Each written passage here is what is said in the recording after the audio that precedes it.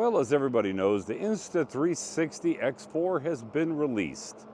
And shooting 8K video 30 frames per second or 5.7K at 60 frames per second or 4K at 100 frames per second is phenomenal.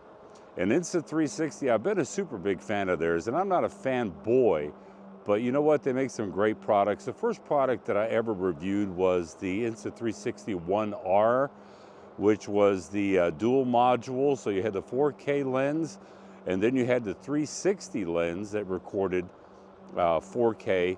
And I will say that that was a fantastic camera given its time. And then Insta360 came out with the X2, and the X2 was groundbreaking, 5.7K. And it had really good audio and all these great things that you could do, bullet time, and the application that you could use for your desktop was actually very powerful, and you could do a lot of things like the little tiny planet, you could whip around.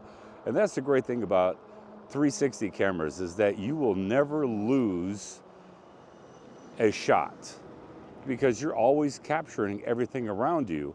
And being able to reframe is great. Being able to use the phone app for the Insta360 is great.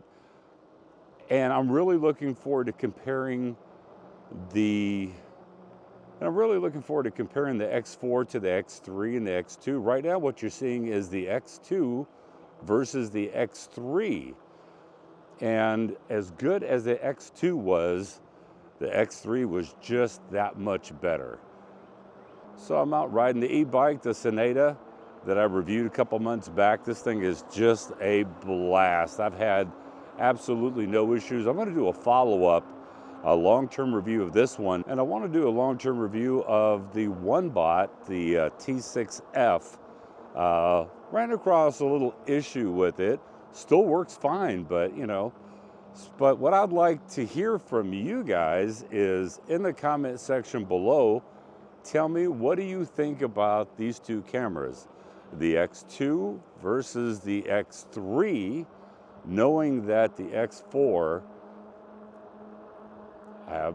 this is no diss against the X3, but I think the X4 is going to blow the X3 completely out of the water. I mean, 8K, being able to punch in, and that 4K even looks better if you're in single lens mode. A lot of great things, a lot of great things. So I'm looking forward to checking it out and giving you, as always, an honest review of all of these cameras and products and seeing if there's any limitations, but seeing how good that this 8K really, really is. Because I can tell you the 8K on the Insta360 Ace Pro, wow. Wow, it is very, very nice. Yes, it's close focus and distance in 8K, something to kind of be aware of, but when it comes to just that overall 8K image and being able to punch in, whether it's in post and editing, or you do it on the camera where you punch in on the image, you still get a nice 4K image out of that 8K image sensor. Really, really, really nice.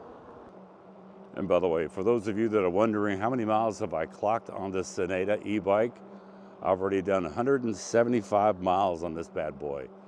So that tells you I'll put this thing through its paces. And I tell you, the battery life is super surprising on it. But like I said, I'll do a follow-up long-term review of this Sonata with this Mayer e-bike, great e-bike. But the X4 from Insta360, are you looking forward to getting one? Tell me down in the comment section below if you want to get one, or are you waiting for some more of the smaller reviewers to give you an honest review of the X4. Hey, squirrel. See, that's the thing about 360 cameras. You never miss a thing.